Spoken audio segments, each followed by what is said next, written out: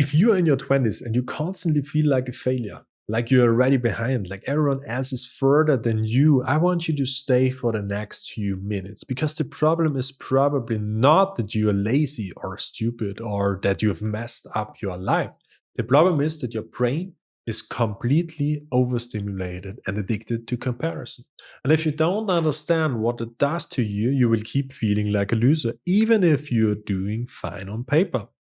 In this video, I want to show you three things: why your brain is making you feel behind, how social media is quietly destroying your self image, and what you can do this week to feel more grounded and less like a failure. Look, I know this feeling way too well. I had years where I woke up every single day with this quiet thought in my head: you are already too late. You are not enough. Look at everyone else. On the outside, nothing was really disastrous. On the inside, it felt like I was permanently losing a race that I've never even agreed to run.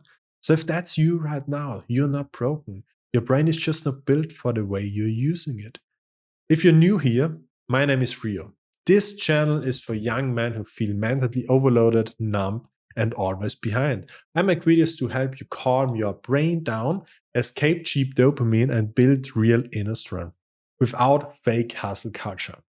If that resonates, subscribe and stay close. Let's start with the first thing. You don't feel like a failure only because of your life situation. You feel like a failure because of the state your brain is in. Think about a normal day for a second. You wake up, you grab your phone, within 5 minutes, your brain has seen a guy with a perfect body, someone your age making 50K a month, a luxury apartment tour, 3 memes, and a girl you'll never talk to. That's 5 to 10 high dopamine hits before you even leave your bed.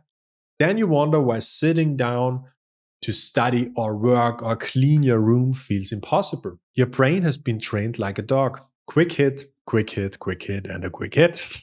So when you try to do something that gives you a slow, quiet reward, like reading, learning, building a skill, your brain goes, why would I do this? Where is the hit? This is boring. Let's scroll, right? And here's the dangerous part. You don't say my brain is overstimulated. I have conditioned it this way. You say, I'm just lazy.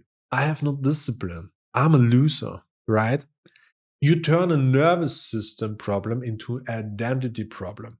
When your brain is constantly flooded with quick hits of dopamine, normal efforts feel pointless. So you don't start, and then you judge yourself for not starting. That's why even small tasks feel heavy. Not because they are huge, but because your brain is already exhausted when the day begins.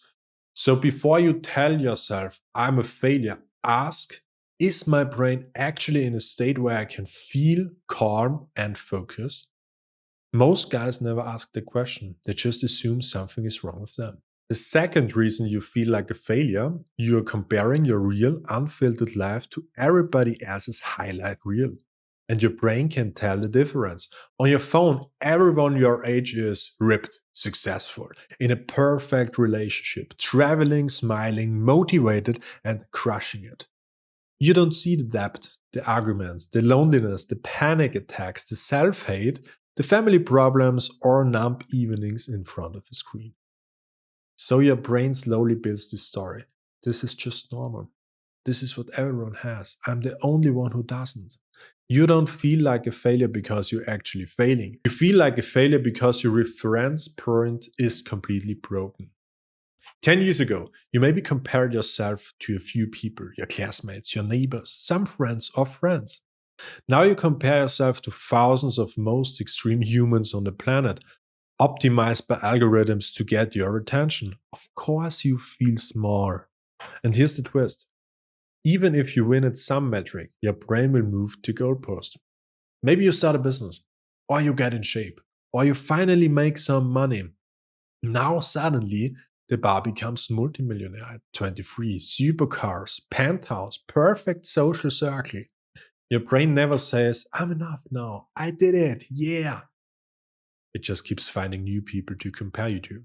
So again, this is not about you being weak.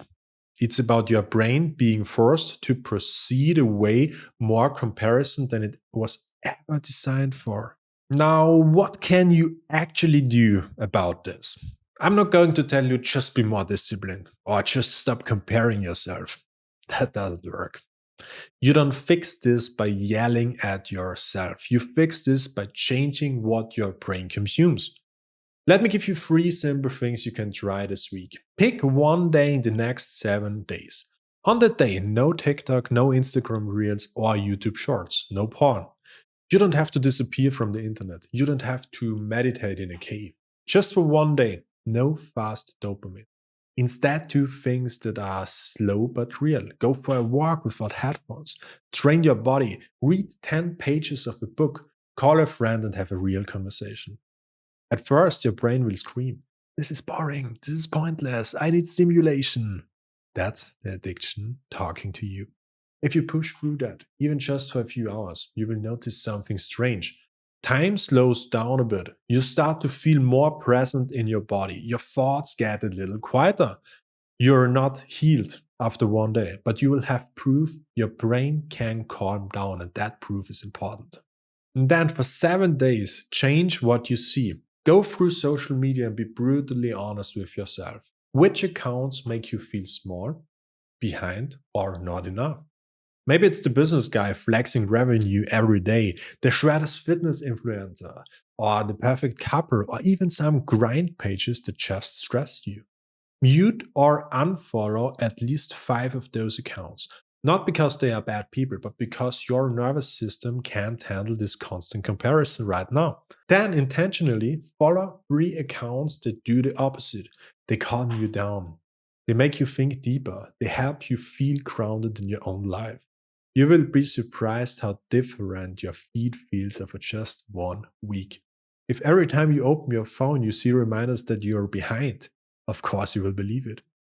Change the input and your internal story will slowly start to change. Last one, and this is an uncomfortable but powerful one. Take 10 minutes. No music, no scrolling, just you and a piece of paper. And ask yourself 2 questions and write the answers down. If there was no social media and no one could see my life, what would a good life look for me? What would a good, honest day look like if there were no likes, no followers, no status? Maybe your answers are simple. Waking up with energy, doing work you don't hate, being present with people you can care about, feeling calm in your own skin. Notice how different this is from the life you'd think you should have. Millions, Ferrari, perfect body, luxury apartment at 23. You can only feel like a failure if you're playing a game that isn't even yours. Once you start defining your own standards, you can slowly stop running this invisible race against everyone else. You probably don't need to completely fix your life right now. You need to fix what your brain is constantly exposed to. An overstimulated, overcompared brain will always tell you you are behind, you are not enough, you are failing. But when you start reducing fast dopamine, cutting down toxic comparison, and defining your own standards, that voice starts to get quieter. You might still not have everything figured out, nobody does, but you won't feel like a constant loser just for existing. If you're a young man and you feel mentally overloaded, empty, always behind, this channel is for you.